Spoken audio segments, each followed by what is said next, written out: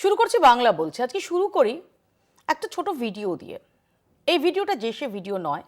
Lionel Messi তার 4 দিনের ভারত সফর সেরে, দেশের 4টি শহর সফর সেরে ফিরে গিয়ে এই ভিডিওটি পোস্ট করেছেন। তার এই ভারত সফরের যে অভিজ্ঞতা, সেই অভিজ্ঞতা শেয়ার করেছেন তার 510 মিলিয়ন, সংখ্যাটা 510 million, 510 million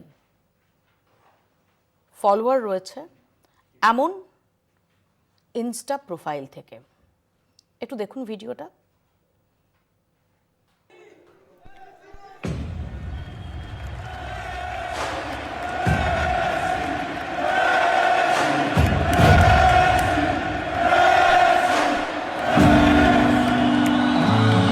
Bueno, nada, solo agradecer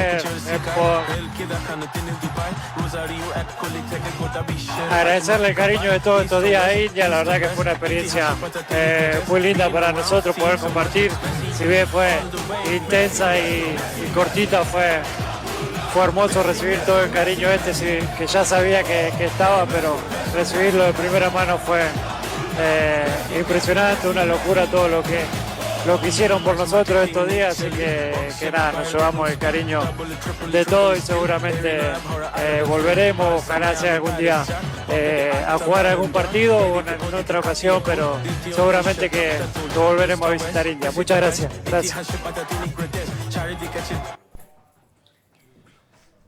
দেখলেন ভিডিওটা। এই মিনিট খানেকের ভিডিওতে কোথাও আমাদের গর্বের যুবভারতীকে আমরা যখন বলে থাকি যে কলকাতা ফুটবলের মক্কা, যুবভারতী ক্রীড়াঙ্গন, যেটা আমাদের মূল ফুটবল স্টেডিয়াম, আসলে তো সেটাকেই আমরা তুলে ধরতে চাই অন্তত গত কয়েক দশকে। সেই যুবভারতীর এক ফ্রেম ছবিও নেই। কলকাতার ছবি বলতে একজন শিল্পপতির সঙ্গে তার ছবির সামান্য একটা ঝলক।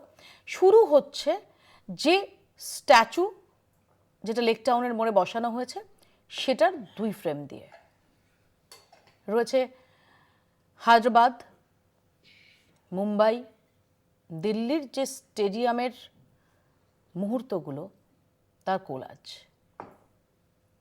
আমাদের যুবভারতী ব্রাত্য। লজ্জার ভিডিও, লজ্জায় মাথা হেঁট। এই লজ্জার কোনো শেষ হয় না। এই লজ্জাকে কোনোভাবে এর থেকে নিস্তার পাওয়া যাচ্ছে না 4 দিন পেরিয়ে গেলেও। এ নিয়ে আমরা আলোচনা করব। আমাদের সঙ্গে যারা উপস্থিত রয়েছেন তাদের সঙ্গে পরিচয় করিয়ে দিই।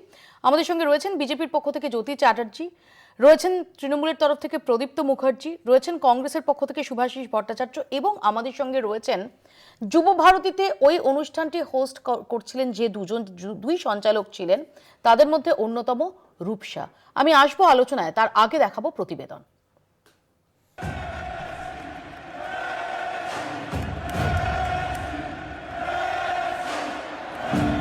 এক টুকরো নিজের মূর্তির ছবি, ব্যাস ওইটুকুই কলকাতা। লিওর পোস্ট করা ভিডিওয়ে আর কোথাও ফুটবলে মক্কার চিহ্ন নেই।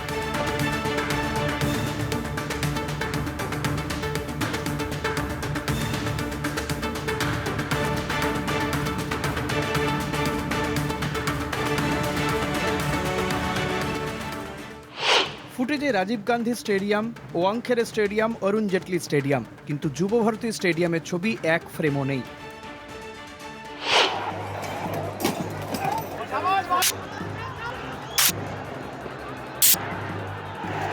কলকাতার ফুটবল ইতিহাসে একটা স্থায়ী কালো দাগ।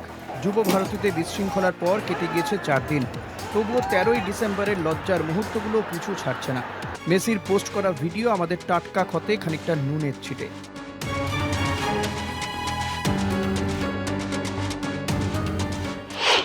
এটা কি কোনো না কোনো ভাবে ইস্টবেঙ্গল, মোহনবাগান, মোহামেডান, যে চিরাচরিত সেসব বাদ দিয়ে ডায়মন্ড হারবার, কোথাকার ডায়মন্ড হারবার, তাকে তুলে নিয়ে এসে ডায়মন্ড হারবার আর মোহনবাগান তৃণমূল ভাব করা, এটা খুব বিপজ্জনক এবং বাংলার খেলার মাঠকে এরা কলুষিত করে।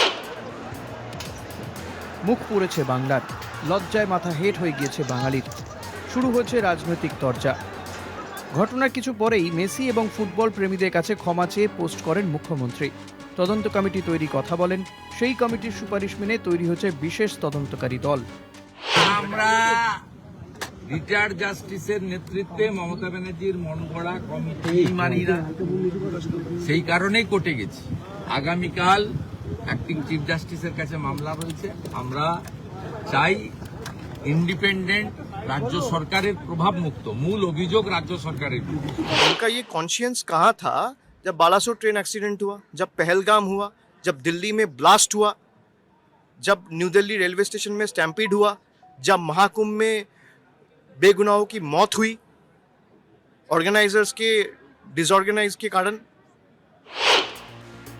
কেউ বলছেন মুখ্যমন্ত্রী রাজধর্ম পালন, সমালোচকরা বলছেন লোক দেখানো পদক্ষেপ, যুক্তির পাল্টা যুক্তি। মূল উদ্যোক্তা শতদ্রু দত্ত গ্রেফতার।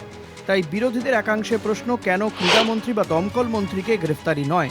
প্রশ্ন করছেন ডিজিকে নিয়ন্ত্রণ করেন কে?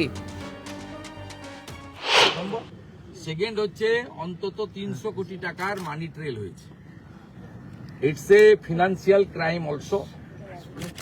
মানি লন্ডারিং অ্যাক্টে যারা দায়িত্ববান দেশের আইন অনুযায়ী ইনভেস্টিগেশন করা, তাদেরকে ইনভেস্টিগেশন করতে হবে। यहाँ पे कितने लोग मारे गए? एक दुर्घटना हुआ है, मुख्यमंत्री प्रदेश की 1 घंटा के अंदर पूरा देश के सामने माफी मांगा है सोशल मीडिया प्लेटफॉर्म में। कोई दूसरा मुख्यमंत्री है देश का? কলকাতা দেখেছে ফুটবলের রাজা পেলেকে, দেখেছে মারাদোনাকে, দেখেছে কিংবদন্তি গোলকিপার অলিভার কানকে। যুব ভারতীতে আয়োজিত হয়েছে অনূর্ধ্ব 17 বছরের বিশ্বকাপ ফুটবল। দলবল নিয়ে মঞ্চ বেঁধে আসর মাত করে গিয়েছেন এআর রহমান। এই যুব ভারতীতে এবার কি হলো? কার দায়? কতজন দায়ী? কিভাবে সারবে এই ক্ষত? আদৌ সারবে?